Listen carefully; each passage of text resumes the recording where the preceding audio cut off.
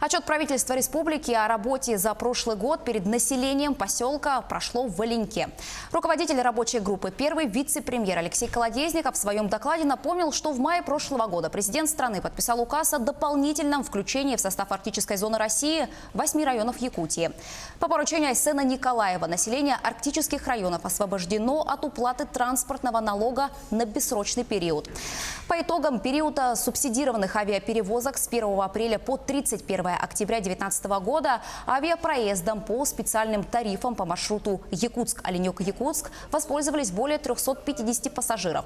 Также в прошлом году в поселке Оленек построены 2 новые котельные.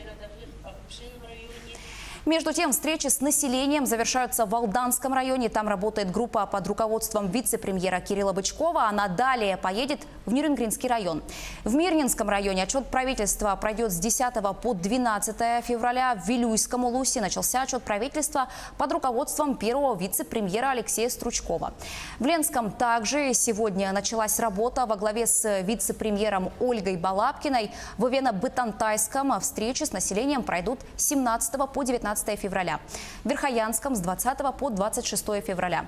Итоговый отчет правительства Якутии состоится в Якутске в марте этого года.